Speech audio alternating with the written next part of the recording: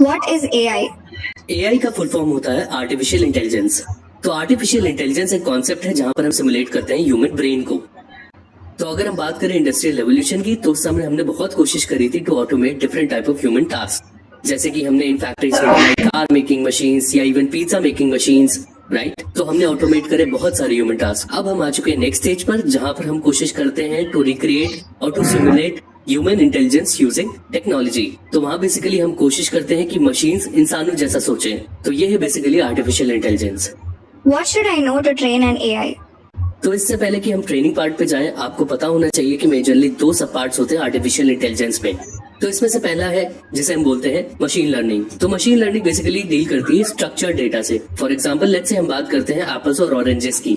तो इसमें आप सीख करोगे डेटा मशीन लर्निंग के लिए न्यूमेरिकल टर्म्स में एक ऑर्गेनाइज मैनर में, जैसे कि numbers, values, weight, colour, texture, ये सारी चीजें। A structure organise set of data हम प्रोवाइड करेंगे मशीन लर्निंग मॉडल को।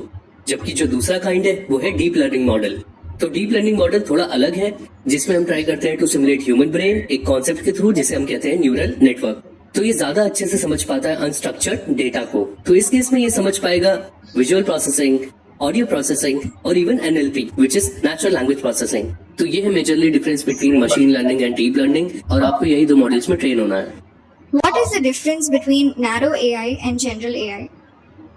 तो नैरो एआई बहुत ही स्ट्रेट फॉरवर्ड है। ये फोकस करता है सिंगुलर टास्क पर।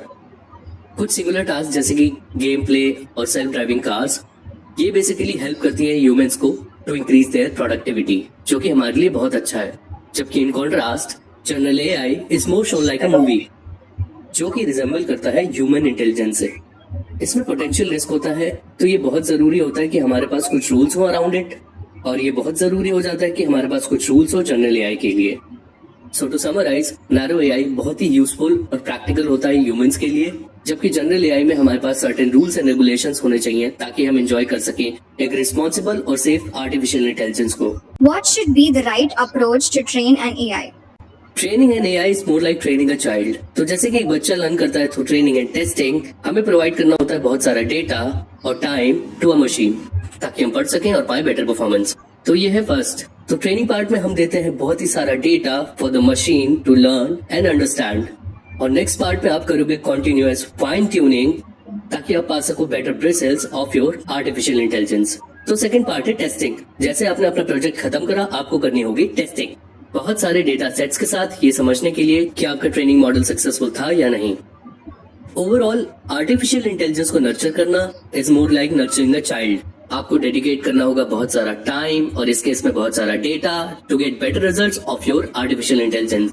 That's it guys. With the power of artificial intelligence, machine learning and deep learning, हम अचीव कर पाएंगे remarkable feats for our robotics automation. And with artificial intelligence development like ChatGPT, PETACE and professional AIs, हमारे पास होती है endless possibilities with our artificial intelligence. और join करें हम इस जर्नी में।